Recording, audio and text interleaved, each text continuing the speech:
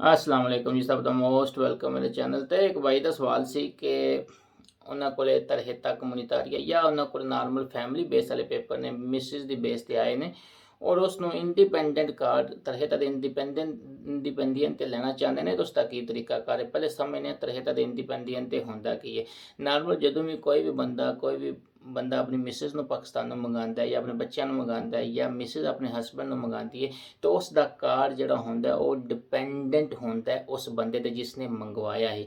ਜਾਂ ਜਦੋਂ ਕੋਈ ਵੀ ਬੰਦਾ ਸ਼ਾਦੀ ਕਰਕੇ ਸਪੇਨ ਦੇ ਪੇਪਰ ਲੈਂਦਾ ਹੈ ਸਪੈਨਿਸ਼ ਸਿਟੀਜ਼ਨ ਦੇ ਨਾਲ ਤੇ ਉਸ ਦਾ ਵੀ ਜਿਹੜਾ ਕਾਰਡ ਹੋਵੇਗਾ ਉਹ ਵੀ ਡਿਪੈਂਡੈਂਟ ਤੇ ਹੋਵੇਗਾ, ਡਿਪੈਂਡ ਹੋਵੇਗਾ ਉਸ ਬੰਦੇ ਤੇ, ਯਾਨੀ ਕਿ ਜਿਸ ਦੇ ਬੇਸ ਤੇ ਉਹਨੇ ਡਾਕੂਮੈਂਟਸ ਲੈਣੇ ਉਸ ਦਾ ਨੀਫ ਨੰਬਰ मतलब ਉੱਥੇ बैक साइड ਤੇ ਲਿਖਿਆ ਹੋਵੇਗਾ नॉर्मल कार्ड ਤੇ। ठीक हो गया जी।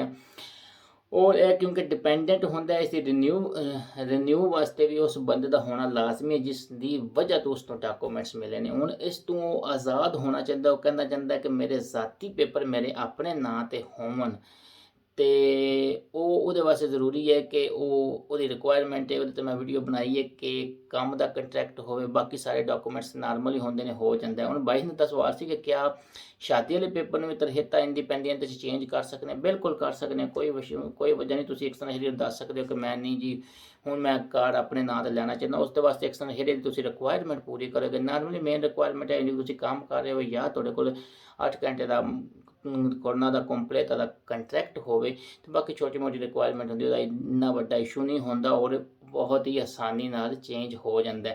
नॉर्मल पेपर जो शादी के बेस पर आते हैं पाकिस्तान तो आते हैं, हसबैंड आते हैं या वाइफ्स आदियाँ ने, उन्होंने तरहेता इंडिपेंडेंट करने वास्ते 2 साल चाहिए होंगे ने। 2 साल कट्ठे रहे होवन उस तो बाद वो तरहेता इंडिपेंडेंट लै सकते हैं। पहले वो अपलाई नहीं कर सकते, पहले वो टोटली डिपेंडेंट होंगे।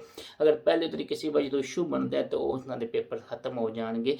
अगर उन्होंने 2 साल हो अपनी मिसिस या हसबैंड नाल स्पेन विच नहीं रहे। बहुत वड्डी कन्फ्यूजन है, ये ज़हन च रख के अपना कोई भी स्टैप उठाओ। बहुत शुक्रिया, थैंक यू।